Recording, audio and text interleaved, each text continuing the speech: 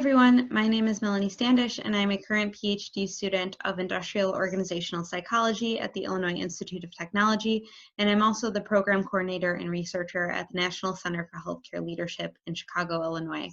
I am excited to present today on bridging the leadership sciences and healthcare leadership development. This was originally supposed to be a guided discussion at the annual conference, so I'm hoping this 5-minute talk really sparks some interest in this topic and results in some collaboration after the fact, and my contact information will be available at the end.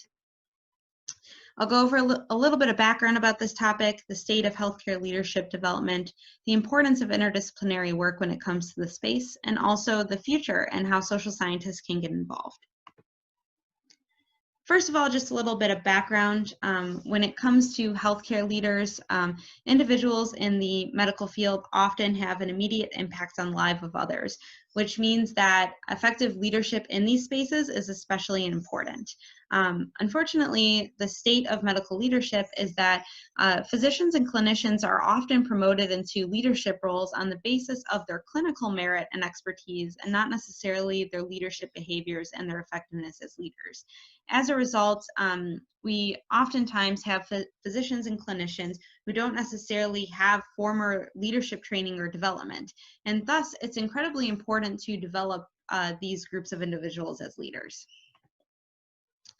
So what is the current state of healthcare leadership development? Well, medical leadership is largely considered an evidence-free zone, and as an IO psychologist, I study the scientific study of work.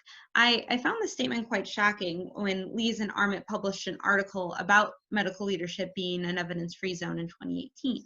And the reason for that is because leadership scholars have been studying how to develop effective leaders for years and decades. And so while there may not necessarily be research that's been replicated in the medical field specifically, I felt that, well, we've already done all of this research, why not bridge the two fields and try to find a way to cross these disciplines? We're really suffering from a reluctance to adopt insights on leadership from other researchers when we're not considering the perspectives of social scientists and organizational scientists. We've already contributed to an understanding of effective leadership and teamwork. There's plenty of literature on these topics, and we might actually reinvent the wheel by ignoring the perspectives of other disciplines entirely. So when it comes to the best approaches in effectively developing medical leaders, it's really important to have this interdisciplinary approach. So what can social scientists bring to the table? As an industrial organizational psychologist, I felt that I brought these 3 things in particular and felt that our field could contribute in these ways. Number 1, evidence-based interventions. The work of Lacerenza and colleagues in 2017 found that our approaches to leadership developments are effective on a variety of outcomes, not just in addition to like participant reactions, but also their behaviors and organizational outcomes. The other thing we bring to the table is rigorous methodology.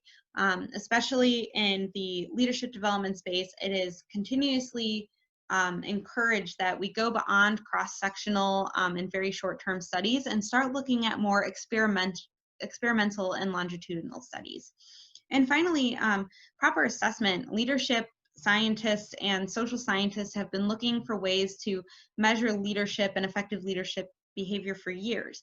And we have these rigorously validated measures that can be used in the medical leadership setting. So we bring these 3 things to which Lees and Armit in 2018 commented don't necessarily exist in the medical leadership space. So why not bring our ideas to the table? Now, how can we bring these perspectives to the table? Well, conduct research in the healthcare context. It is absolutely worthwhile for social scientists to bring their ideas to the table and collaborate across disciplines like this.